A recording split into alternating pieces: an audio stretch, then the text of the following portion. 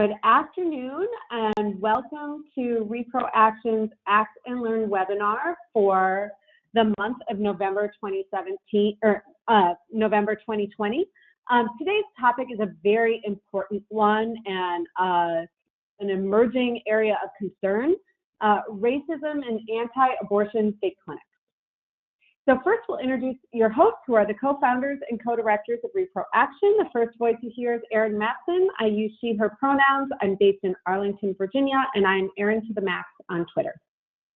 And I am Pamela Merritt. I'm the other co-founder and co-director of Reproaction. My pronouns are she and her, and I'm based in St. Louis, Missouri. You can follow me on Twitter at SharkFoo. All right, great. So let's take a look through our agenda. First, we'll introduce Reproaction. Then we'll talk about recent instances of racism from anti-abortion state clinic groups and advocates prompting this conversation. Then we'll talk about why talking about racism is important in conversations around anti-abortion state clinics. Then we'll be joined by a panel of experts who we're really proud to have with us today. Brandi Collins-Calhoun, who's from the National Committee for Responsive Philanthropy, Kimberly Kelly, Ph.D., and Ash Williams, a North Carolina-based organizer and activist. We'll go from there to next steps, and then finally go to Q&A. Now, a couple of housekeeping items. You're more than welcome to live tweet during this presentation. Just use hashtag Reproaction. And also, if you have any questions, just feel free to put them into the questions tab. You don't have to wait until the end at Q&A. And we'll get to as many of them as we can at the end. So if one of the speakers is speaking and you have a question, feel free to put it in the questions tab and we'll get to as many of them as possible at the end. And so to introduce the organization, Reproaction leads bold action to direct action to increase access to abortion and advance reproductive justice. We're proud of our left flank analysis. We're known for our willingness to hold folks on all sides accountable, whether they're traditionally considered allies or opposition. And we have a deep commitment to nonviolent direct action as one of the tools in our toolbox. So with that, I'm very pleased to introduce Kanasia Henson, who also goes by Ten, who is our North Carolina campaign coordinator. Ten, take it away. Hi, everyone. As Erin said, my name is Kanasia, or Ten, pronouns they, them. I am the North Carolina campaign coordinator based in Greensboro, North Carolina, and you can find me on Twitter at DJ Dumpsum. If you could click on the next slide. Awesome. So I just want to preface this by mentioning I've written 2 blog posts around this topic for Reproaction, and they will be coming out soon, and a lot of the information here is outlining some context there, so I hope everyone can catch them when they're live. So starting off with recent instances of racism from anti-abortion clinic groups and advocates, Reverend Dean Nelson from Human Coalition wrote a letter to Governor Roy Cooper in North Carolina demanding the shutdown of all Planned Parenthood health centers to investigate alleged targeting of Black women, and claiming their fake clinics would be a sufficient substitute while the investigation is happening. And given that this demand is coming directly from Human Coalition, it's clear that we could assume that the allegations and recommendations from Human Coalition are in fact not aligned with the movement for Black lives and might be using a more self-serving agenda to benefit their anti-abortion fake clinics rather than the Black community, which is not what the original letter intended. And Abby Johnson then released a video alleging that cops would be smart to racially profile her child of color. And Johnson's voice and anti-abortion advocacy raises concern for how she might be guiding or consulting with fake clinics to interact with people of color. CareNet then released a podcast alleging Black preborn lives are the real genocide. Not only did the hosts make comments comparing the Holocaust to abortion, but Roland Warren, the Black CEO of CareNet, made other troubling statements about racial justice struggles, insinuating that those struggles don't matter if those people aren't marching for life. And finally here, the Black Preborn Lives Matter protest signs have been seen outside Planned Parenthood health centers, and separately, but in a similar vein, during the Trump campaign over the summer, they went as far as to release limited edition onesies for sale with the logo Baby Lives Matter. So it's clear that the racism and anti-Blackness from anti-abortion advocates and those of them who oversee fake clinics only support the fight for racial justice if their anti-abortion agenda can be a part of it. Next slide, please. So why we're talking about racism and anti-abortion fake clinics, there's a clear calculated timing going on around how they've co-opted language and the momentum from the Black Lives Matter movement. And with both of those instances, their troubling allegations and remarks around racial injustice are a few red flags, sort of creating rhetoric for the supporters of the anti-abortion movement to digest and regurgitate, which is taking away crucial and powerful momentum for the movement for Black lives. And while the anti-abortion movement has consistently held disdain for Planned Parenthood, these consistent attacks surrounding Margaret Sanger's ties to the eugenics movement in the past is now being used to denounce Planned Parenthood as a whole, and demanding that they no longer exist specifically in the state of North Carolina. But they're forgetting that their own irony of claiming to support Black people but wanting to take away the accessible and comprehensive health care that Planned Parenthood provides for many communities. And shaming birthing people and Black women to further their misinformation, and lies, only supporting Black women at lip service truly reeks of the self-serving agenda I was talking about, and it does not genuinely work for the betterment of Black lives, but rather denounces not only abortion, but comprehensive health care. And to sort of wrap up why we're here today, the fight for reproductive freedom cannot forget those the system leaves out and those who have paved the way for this work to be done. Black and brown people, specifically women, femmes, trans people, and those who can become pregnant are not only the ones who are systematically and socially marginalized, but they're the ones who created this movement for reproductive justice. It would be a disservice not to acknowledge the ways in which anti-abortion fake clinics and their advocates are harming the communities and people who built the path for a reproductive future free of racism in all its forms. And with that, I will pass it back to Erin to start off our amazing panel of speakers. Thank you so much for that powerful and upsetting presentation, Tanasia. So first, I'm very pleased to introduce our first panelist, Brandi Collins-Calhoun, who uses she, her, hers pronouns. She's a writer, educator, and reproductive justice activist. Brandi attended the North Carolina Agricultural and Technical State University, where she studied African American history and found her passion for grassroots organizing. Today, she is the Senior Movement Engagement Associate for issues-focused work such as reproductive access and gendered violence with the National Committee for Responsive Philanthropy in Washington, D.C., after serving as the Director of Reproductive and Maternal Health at the YWCA Greensboro for several years. Brandi has ties to grassroots organizations like Southerners on New Ground, Sister Song, and serves on the board of directors for the Carolina Abortion Fund. Her free time is spent freelance writing for publications such as The Root and Rewire News, critiquing pop culture through a reproductive justice lens, and is a 2019 to 2020 member of the Echoing Ida Writing Fellowship through Forward Together. Brandi, thank you so much for joining us today.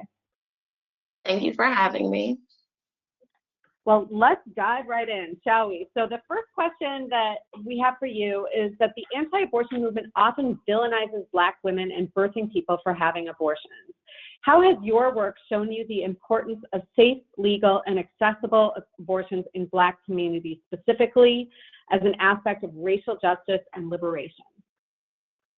So I can kind of speak to that in a few ways. When I came to this work of reproductive justice, as a racial justice organizer, I was doing work with Black Lives Matter in Greensboro, and doing a lot of work around juvenile justice and youth justice. And I had already been doing work as a birth doula and didn't really realize the ways that that was showing up in the other work that I was doing in the community. And I know that when we talk about Black liberation and we talk about racial justice, I'm sorry, hold on, say loud, please.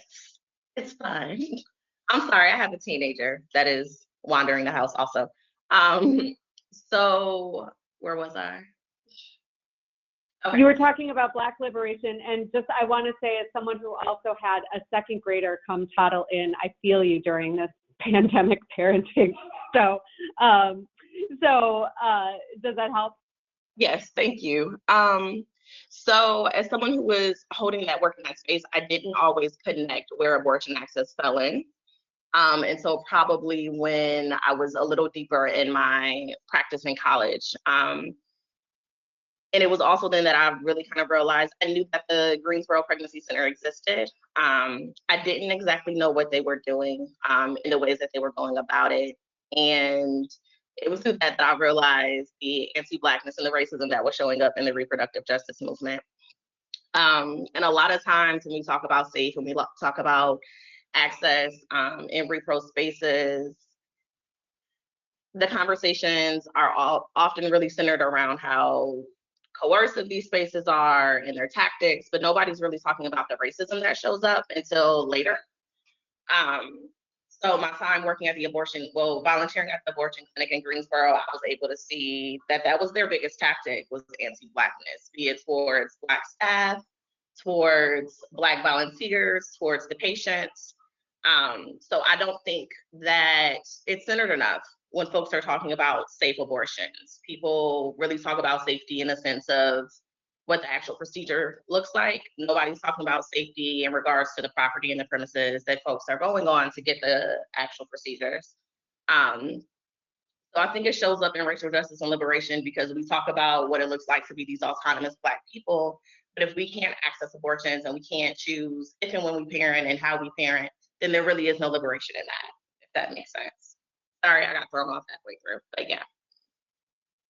No, that makes tons of sense. And again, no need for apology. We're all in this horrible pandemic together. And thank you for joining us and making the space for it. Really appreciate it. So, so you lifted up the core of racism in these anti-abortion state clinics and how it is at the core of what they are doing. How do you see the racism from anti-abortion organizations and their fake clinics affecting Black maternal health?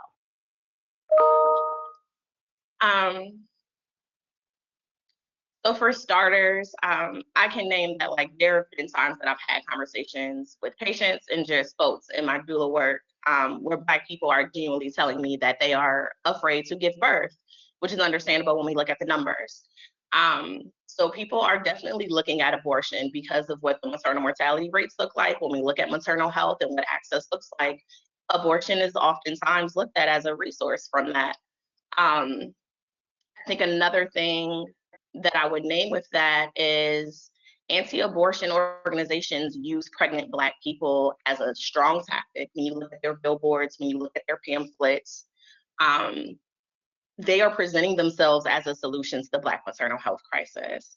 They're receiving grants to do work around childbirth classes, lactation support, parenting classes, things of that sort, things that they are naming are going to combat the maternal health crisis, when we know really they're not providing any of those services at the end of the day. And even the little bit that they do provide, it's through a very white, very religious lens and isn't super helpful to the people that they're calling in. So I see it affecting it the same way that racism affects maternal health in every other way.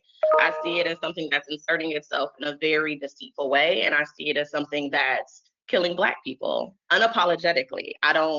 I've had conversations, unfortunately, in workspaces that I've been in with people that work at these pregnancy centers, where they try to argue with me that there is no maternal health crisis, that Black people aren't dying in childbirth. They genuinely believe that that is all a myth. which is beyond me. Especially knowing that in Greensboro, they have inserted themselves in the hospital systems, and they've inserted themselves in the health department. So they see what's happening. They know that loss is happening. They know that death is happening. They're choosing to ignore it. Yeah, it's a travesty that they're taking funds that should be addressing and providing social services, and it's really stunning, as you point out, when they've crept into the hospital systems and they're darn well aware of what's happening and refusing to acknowledge it's happening.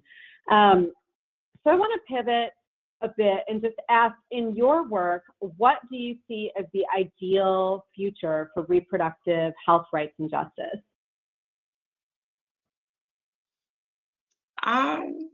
The ideal future for me. How do you see it? Yeah. What would you like to see happen if you could wave a wand? Oh God, that's a long list and a lot of different things. I would love to see Black people. You know what? I'll say this: Memphis, Black midwives in Memphis just opened up a center, and that's what I would love to see. I would love to see a space for Black people to go and receive services from people who look like them. I would love to see a space where people can go and get their IUDs, their abortions, to give birth, for lactation support. I would love to. That's what it looks like for me. It looks like a space. It's a Black reproductive mecca where people can get all the things that they need.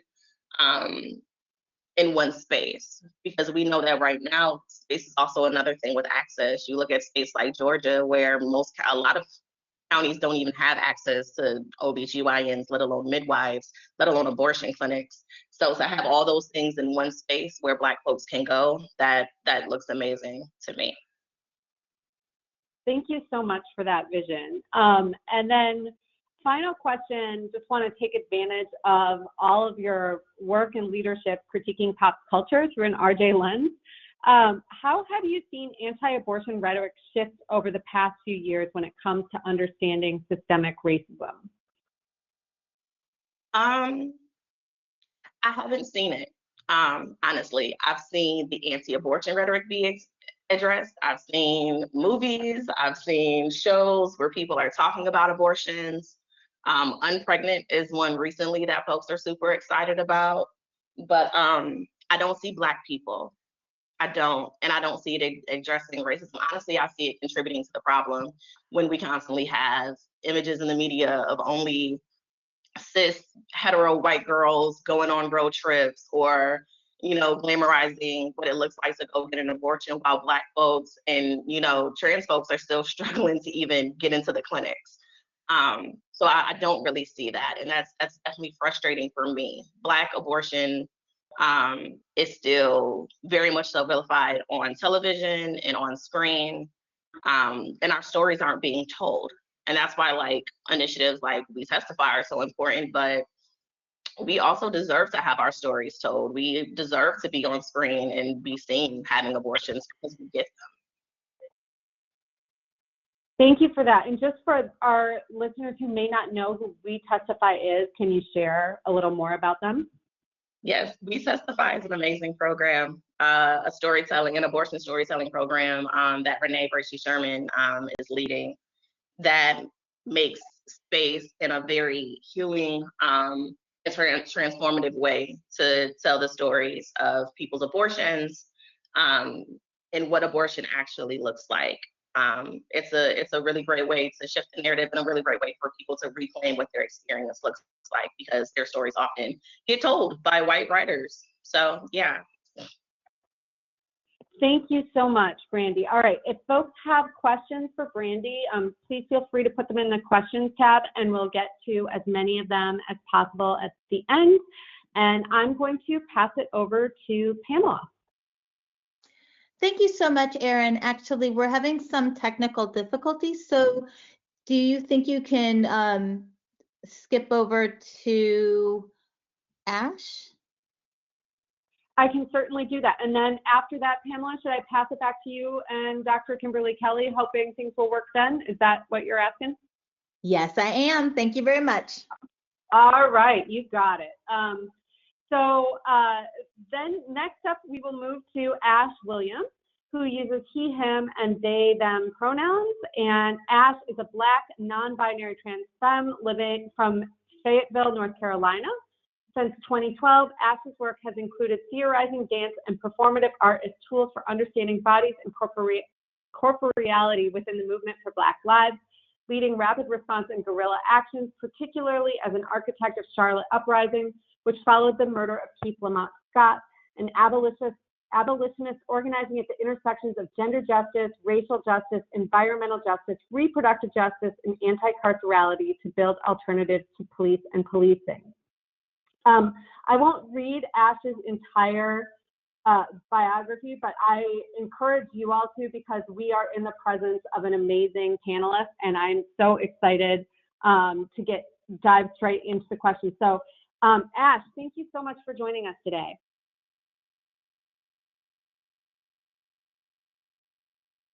Ash, are you there? Let's see here. Oh, let me see. I can unmute you. Ash, are you there? Oh boy. Thanks for having me. Ash. Yes. Okay. Sound works. Delighted to have you. So thank you so much. First, in your work, how do you see systemic racism and anti-Blackness affecting reproductive health access? Thank you so much for that question. So a lot of my work centers around trans and queer people's access to abortion and abortion care. And, trans people are people that find their ways into fake abortion clinics. And they encounter what I like to name as like unique and overwhelming kind of violence as trans folks and as Black folks. Brandi spoke to a lot of the violences that Black folks experience as they walk into fake abortion clinics. And so I just want to remind folks that folks who are both Black and trans, the violence that they experience is exacerbated by race and gender as they are navigating abortion care in general, not just with choosing a clinic, but funding as well. Fake clinics are clustered near population centers, and that's really important for me as a person, as an abortion doula who wants to be able to access folks like in rural places and in metropolitan places. But really the impact of this is that rural folks, so folks coming from the country areas and folks coming from inside the cities themselves, they are accessing or having to access abortion care and getting jammed up, sometimes misdirected, and facing a lot of misinformation through these fake abortion clinics. So I'm really concerned about those folks and their experiences as they're navigating clinics. I'm also really concerned, about the budget that I'm seeing these fake clinics have in terms of being able to do what they do, which is tell lies and perpetuate anti-Black violence. And so I'm really concerned, and I think that we should be paying attention to how much money they receive, especially how much money they get from the state as well. Yes, and in North Carolina, we've seen how, in particular, a behemoth fake clinic chain that considers itself they're sort of the creepy big data arm of the fake clinic movement, has requested big bucks in the North Carolina state budget. So thank you also for tying that in as well.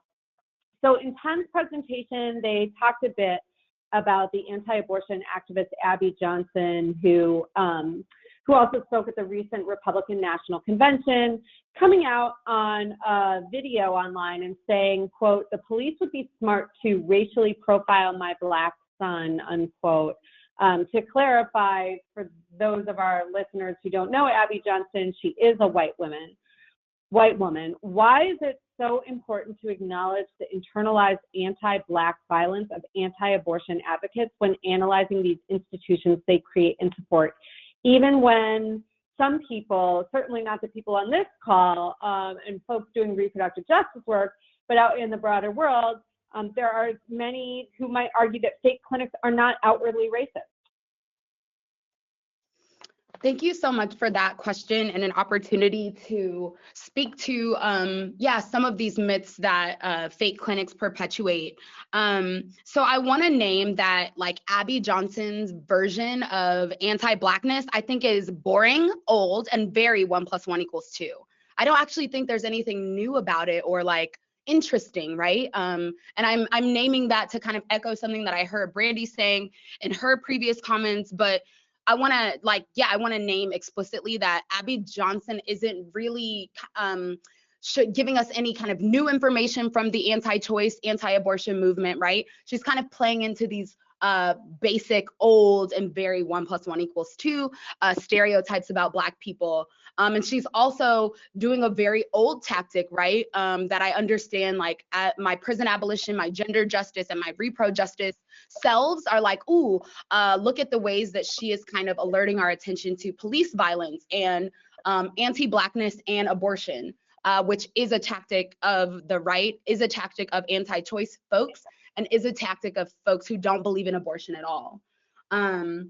It's very interesting the way that she's being kind of touted out and not scapegoated, but folks are really hanging their hat on her and her words. But I actually think that she's just basic and old and regularly kind of like anti-Black, and the version of her anti-Black racism isn't anything new that we've seen at all. Thank you for that. Thank you so much for right-sizing Abby Johnson and just calling it what it is, old. And thank you for that. So to pivot over a bit, how do you see abortion access as a pathway to liberation? Yes, so for me, abortion access is gender justice. It is environmental justice. And trans people are included in that. And so when I think about how the work that Black women and Black trans folks have done to make sure that all people are able to live their lives in a more self-determined way, I think about the importance of access to abortion. So reproductive justice teaches us that the pathway, right, to controlling communities is through controlling people's bodies. And so I would encourage people to continue to pay attention to what reproductive justice organizers are doing in their communities, and what pro-abortion folks are kind of asking for in this time. I think that the movement for abortion and the movement around reproductive justice is where all movements should be looking in terms of sustainability right now. This movement, in terms of the movement for reproductive justice and abortion, right, it has seen those legacies of white supremacy that I named in the previous answer to the question. It has seen this kind of anti-choice logic and rhetoric be used and flipped and used again. And so I want to big up the movement for reproductive justice, and I want to big up other pro-abortion activists who continue to be unapologetic, and who continue to make sure that people know that Black people care about abortion and Black people care about reproductive justice. And we're very aware of the ways in which white supremacy and anti-Black racism are impacting the work that we do even inside the movement. Thank you so much. I'm not on video right now, but I've been fist pumping throughout your answers to that question. So thank you very much. And final question for you. So we talked a little bit earlier about Human Coalition, which has a large presence on the ground in North Carolina and as well as some other states. With Human Coalition alleging that Planned Parenthood health centers must be shut down because they allege that they are harming Black women. In the movement work you have done, what have you seen as the actual reproductive needs of the communities you work with and for, or even for yourself? Reproductive needs. I think that people need abortion doulas. I think there's a need for folks to receive better and more transformative abortion care. I think there's a need for clinics to receive gender justice training so that they're not misgendering trans folks as they enter into clinics. I think that more advocates could do work to stop the work of fake clinics in their communities. There's so much that I want to see, but I feel like one of the main things is I would love to see more folks being engaged with abortion care on the doula side of things, as it may be the case that abortion becomes more restricted in the clinic setting or outside of the clinic setting. Thank you so much. I want to encourage everyone with questions for Ash to please put them in the question box. Thanks again, Ash, especially for stepping up a little early. And I'm going to pass it back to Pamela with my fingers crossed that our techno issues have been worked out. How are we doing? Shockingly, I have been able to resolve our tech issues, which is a first for me. So thank you so much, Erin. As a reminder, if you have questions, please put them in the question tab, and I will try to get through as many of them towards the end of the call. So it is my pleasure to welcome Dr. Kimberly Kelly, who is the Director of Gender Studies and Associate Professor of Sociology at Mississippi State University. Her work focuses on abortion politics, specifically the crisis pregnancy center movement and its racial and gender dynamics, as well as the emergence of post-abortion syndrome as a political tool. More recently, Kelly is working on a book project about abortion politics in Mississippi, placing race and religion in the forefront. Welcome, and I'm sorry for the technical difficulties. Oh, no problem at all. And I just want to thank Tanisha and Reproaction for inviting me to join in today. I've been looking forward to it. Awesome. We're excited to have you. So let's dive right in. So my first question is, how do you view the tactics of the anti-abortion movement, co-opting the language of Black Lives Matter and other racial justice movements, in itself being a form of systemic racism? So, crisis pregnancy center activists simultaneously absolve themselves of responsibilities for racial inequities and pat themselves in the back for quote-unquote helping. There's a white savior complex that's kind of exemplified by a common phrase you hear in the CPC movement, patting themselves in the back for being cross bearers or child bearers, quote unquote. There's a lot of colorblind explanations for racial inequities, things like, poverty of culture, garbage, blaming people for not speaking quote unquote correct English. You name it, they found some way to ignore the systemic racism of poverty, of reproductive health care, of education, of living wage jobs, you name it. At the same time, they're also co-opting civil rights language, and they've created a revisionist narrative regarding slavery. So, for example, a number of different CPC activists have claimed that CPCs are like stations on the Underground Railroad. One of the top executives in CareNet, who was the director of their so-called urban initiative efforts in the early 2000s, said, quote, "If African American leaders express the same outrage at the brutality of abortion as they do when we see images of when the water hoses were turned on and the dogs were unleashed on blacks in the South, abortion would quickly become part of our past." And that's really F speaking in 2007, and she is a Black woman. There is also, so there's this idea that abortion is, or opposition to abortion is a modern civil rights movement, and that these white evangelical middle class activists are now at the forefront of this civil rights movement, which of course completely ignores where the actual struggle is. And then they also tend to kind of perverting any discussion what's really happening. They critique pro-choice activists and abortion providers, claiming that they are killers, and that these so-called killers are mostly white people killing Black fetuses. So they're claiming abortion is like slavery, and whites are controlling the reproduction of Black women, for their own benefit. So there's either a complete refusal to acknowledge the way U.S. social systems are racialized, or there's this twist on it where they set themselves up as the only people who know the truth and who are actually resisting systemic racism. Thank you for that and for that perspective. And so my next question is, from your research, have you seen a rise in anti-abortion fake clinics contributing to systemic racism? And you touched on that a bit, but also I'm thinking like such as propaganda, villainizing Black women, or targeting Black communities specifically. Absolutely. So both CareNet and Heartbeat International, which are two of the national networks that serve as umbrella organizations for CPCs, both in the early 2000s started what they called urban initiatives. And the idea here was to plant crisis pregnancy centers in majority minority areas. At first, there was an emphasis on both Black and Latinx women, but soon the focus on Latinas kind of faded away, and they were just focusing on Black women. And the goal, and the way they advertise, the way they talk about it, the way they discuss it at their annual conferences, is they want to link abortion to racism and genocide, but hold Black people accountable for the alleged genocide.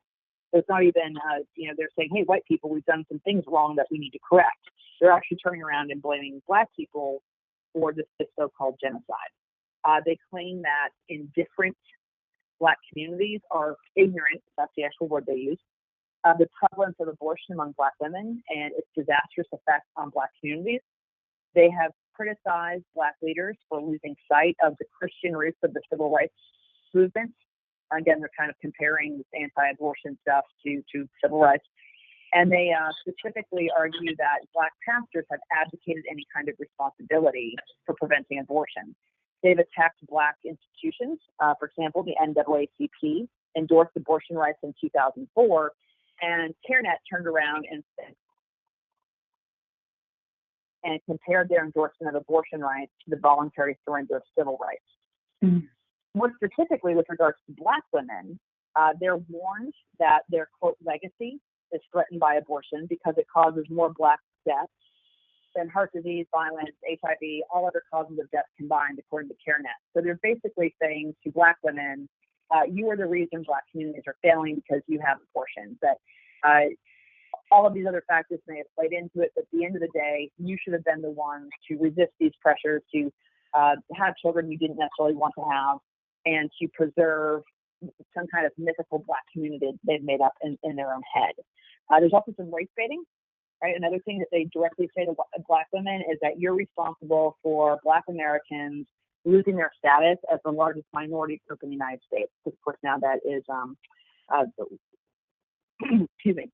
Latinx population. So they're blaming Black women for an awful lot of big ticket issues that completely ignore the moral agency of Black women and their right to make their own decisions. And of course, also ignoring the effects of systemic racism and instead turning it around and practicing victim blame by blaming Black women and Black institutions. Thank you for that. So as we know, one of the values of reproductive justice is the right to raise children in healthy and safe environments free of oppression. So how are these anti-abortion fake clinics keeping people and parents and communities from being able to make that decision to exercise that human right? Well, right off the bat, they're ignoring the fact that abortion may very well be the most effective means to resisting oppression. Most women who have abortions are already mothers. They know exactly what pregnancy and parenting is like, and they're the only ones that know if that's the right decision to maintain safety, to maintain their own health, to practice reproductive justice. These centers also treat the decision to abort as frivolous. There's this idea that there's no acknowledgement of the obstacles to continuing pregnancy, the incredible sacrifices that are involved in mothering in the United States. There's an absolute refusal to support contraception, which of course would prevent unwanted pregnancies and thus reduce the need for abortion. And then of course CPCs, you think they'd mind their own business, right? Supposedly they're, according to their own mission statements, they are there to try to interfere, frankly, in the decision-making process of a woman who is considering abortion. You think that'd be enough interference, but in addition to that, they're very outspoken in their opposition to already pathetically meager social programs like SNAP or housing subsidies, equalization of education funding, a public option for healthcare, things that would empower women who did want to continue their pregnancies. Not all will, of course, but some do. Any government program that would actually empower women to make that choice if that's what they wanted to do, those are opposed by crisis pregnancy centers, right? So they're actively trying to create situations where there's no potential for reproductive justice. And the reason they do this is they don't understand any of these problems through a reproductive justice lens. They don't think about it in structural terms. They don't think about gender inequality, racial inequality. Instead, it's a white, middle-class, evangelical worldview that sees parenting along gendered lines is taken for granted, that mothering is automatically fulfilling, it's never a challenge to identity or safety, and that if they just take away all the other options, then people will have no choice but to fall in line with the way they think things should be done.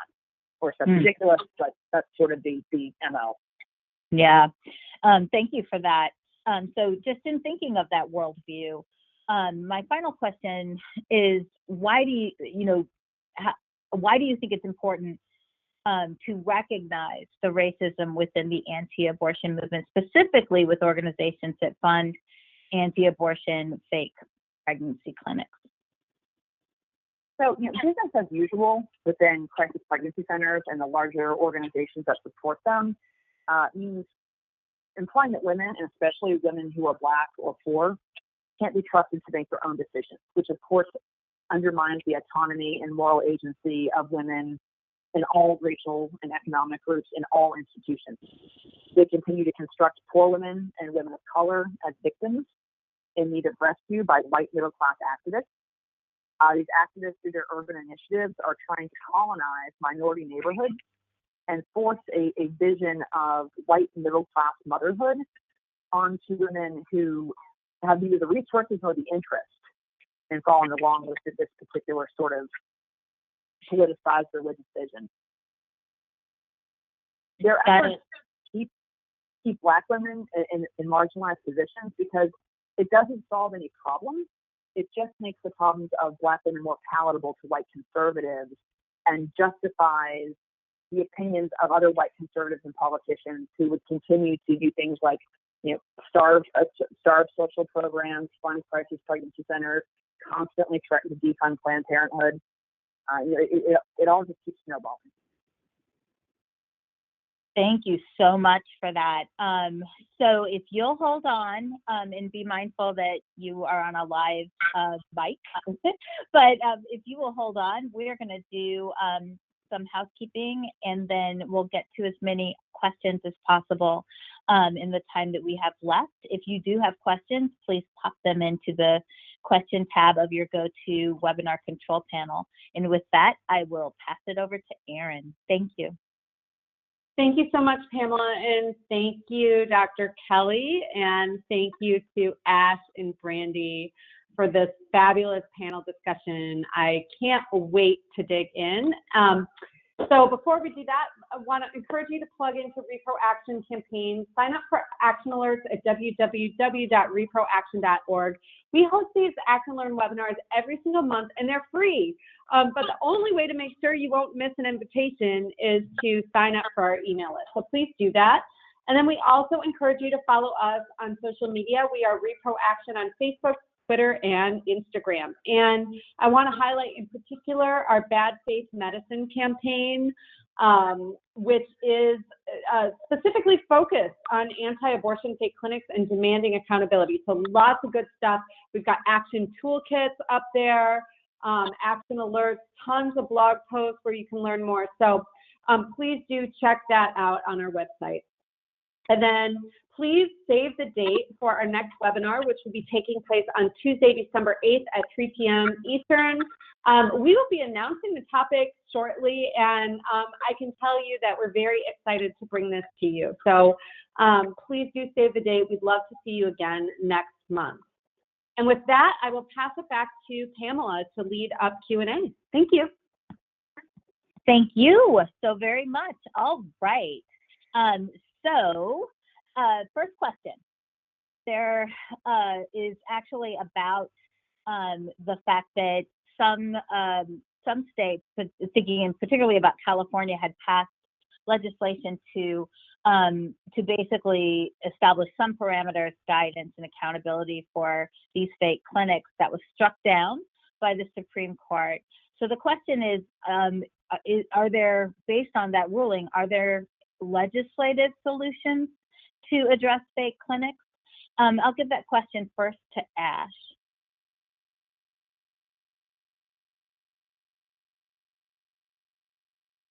Can y'all hear me? Ash, are you there? Yeah, I I'm can now. Great.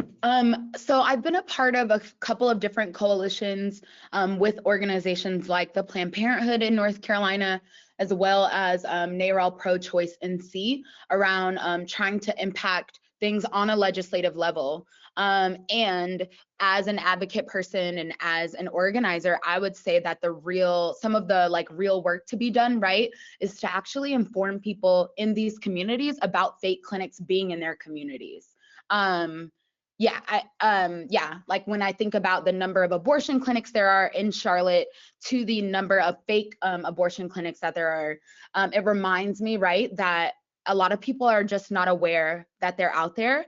And so I'm really interested in impacting things on a level that doesn't look like impacting any legislative agendas. And I think that there is a lot of work to be done, right? They're getting so much state money, so many tax dollars.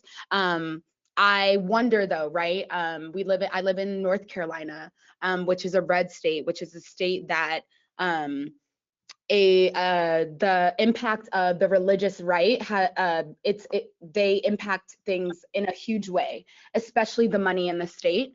And so I wonder about states like North Carolina that are unique in that way, that have to do a little bit more or something a little bit different to kind of tackle this issue of fake abortion clinics.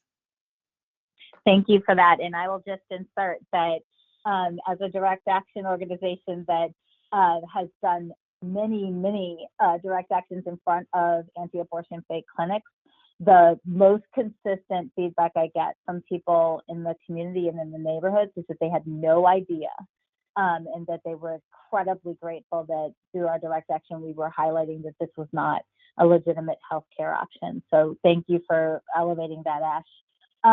So I want to give Dr. Kelly an opportunity to answer that question as well. So I think it's incredibly disheartening that if a relatively liberal state like California can't maintain a law that simply requires CPCs to say that they don't refer for or provide abortion, it really says something pretty alarming about red states. I'm in Mississippi. There's only one abortion clinic in the entire state. There are roughly 30 crisis pregnancy centers. And Mississippi is a deeply evangelical state where you have a very conservative approach to sex, to contraception, to abortion. It's taken for granted by so many people. And so I agree with Ash that a lot of the awareness is going to have to come from the grassroots level that people really don't know. So here in Starkville, where Mississippi State is located, there's a place called Starkville Pregnancy Center, and they do such a good job advertising, saying, oh, it's pregnant, not sure what to do, talk to us, we can help. You want to stay in school, we'll figure it out. And I've actually had 2 or 3 close friends and colleagues who are very much on board with the pro-abortion rights agenda contact me and say, hey, I'm thinking of volunteering there. I'd like to mentor a college student if they need it, but is it one of those clinics? And these are well-educated people who pay attention. And I'm like, yeah, it is one of those clinics. And they're like, oh my God, I can't even tell. So if people who do have access to a healthy amount of information and are thinking about it critically, if they can be fooled, then what do we expect, like it's a college town, what do we expect a scared 18 or 20-year-old to do? So that grassroots effort to inform, I think, are going to be more important, especially in red states, than legislation. Like in Mississippi, like North Carolina, the legislature is not interested in reining in CPCs. Yep. Thank you for that. And then Brandi, did you want to weigh in on that question as well? Yeah, Ash raised 2 really, really important things. One, that the community definitely needs to know that they're there. I mean, yes, legislation could be helpful in this space, but that awareness of letting the community know who they really are. And Ash also uplifted their funding. And I'll say prior to my current role, I wasn't too aware of what funding for anti-abortion, specifically crisis pregnancy centers, look like outside of state funding. And it's actually a lot. If there's anybody that we know that has a lot of money, it's down south, old white money Christians. And believe me when I say this, their family foundations, their churches, they're all giving a lot of money to these crisis pregnancy centers. So defunding them is also a really important tactic when we're talking about like eliminating crisis pregnancy centers and fake clinics, because they're only able to show up the way that they do and the numbers that they do because of the amount of funding that they have access to. So I think community awareness is really important, as well as defunding these fake clinics, because without the funds, they really can't operate the way that they do right now. So yeah. Thank you for that. And just to add something to the alarm and the concern about funding, as we like to say, knowledge is power. And so there's a question in the tab about federal funds. And I just want to highlight that that in Missouri as an example, which is, again, there's one abortion provider in the state of Missouri, and then 68 crisis pregnancy centers that receive state tax credits. But on top of that, the state of Missouri has chosen to reroute federal TANF funds, which are funds that the state receives as a block grant that allows them way too much flexibility in how to disseminate those funds. But it reroutes those federal TANF funds that are supposed to go to programs that alleviate hunger for children and families to crisis pregnancy centers. So that old saying of follow the money really does apply here. It varies state by state, but that money is being redirected to them in some really horrible and clever ways. So thank you to y'all for lifting that up as something to focus on. So the next question is an interesting one. I'm not quite sure, but the questioner has a background in reproductive justice and was looking for an organization to do legal work next semester. Obviously, we've all heard of the If, When, How, and other groups that are working on criminalization and abortion, but are there any groups that are doing legal work or organizing against crisis pregnancy centers from a legal perspective? Obviously, Reproaction organizes direct actions to hold them accountable, but this is a legal question. Would anybody like to tackle that one? I have an offering. Hi. Yeah. So I believe that person should check in with their local abortion fund. Sometimes it's the case that local funds are working on campaigns, or they're in coalitions that are working on campaigns where they could use support, legal support. So I would encourage that person to talk with folks in their local fund and check to see if they have any work for them to get involved in. This Got is it. Erin. Thank you. I Any other also advice? have. This is Erin. I also want to contribute that of particular interest among fake clinics, if they are, often they offer their services for, quote, free, even though, as Pamela just covered, they're often misusing local funds in order to fund their work. But in the event that folks see a fake clinic in their community charging for services, in particular, asking for money, there could be, some have suggested that it's easier to demand accountability from a consumer protection lens if there's actually money being exchanged hands. So I wanted to highlight that. It's something, if you notice that happening in your community, I would elevate that. You could do it to your abortion fund, you could do that to Reproaction or others, but that's an area of specific vulnerability for them. Thank you so much, Erin. And okay, any other advice or tips for the legal side of things before we move on? I would also name, similar to what Ash said, reaching out to the abortion funds, and also the abortion funds can connect you. Oftentimes they're in community, or a lot of their volunteers are also escorts at the clinic, where a lot of these fake pregnancy centers are showing up and being very anti-Black and violent on the property, and they need legal observers. They need somebody to stand by and really watch them and document anything of breaking the law or crossing the line too much. And I want to say that usually that is a law student or someone in the legal field, and there's a training that a lot of folks offer for that. But that's definitely something that a lot of clinics need, like on the property, as a legal observer, someone who's not an escort or an abortion doula, in that moment, that can really just stand by and watch the ways that not just the antis and the protesters, but the clinics in particular are breaking the law or doing things that can be looked at as violent and harmful. I actually wanted to add one more niche thing, if I could. Sorry. No, go for it. So something else that I thought of is where it is the case that minors cannot decide to have an abortion on their own. Lawyers and people in the community can be really helpful and really necessary. Still might want to check in with your local abortion fund around that work. And I know that if an abortion fund supports younger folks in having abortions, something that they always need is lawyers in the community who can help younger people navigate having abortions without anyone else who doesn't need to knowing. Thank you for that. And also on the issue of judicial bypasses, which are used often or we try to see people use them to help people who are minors navigate that process.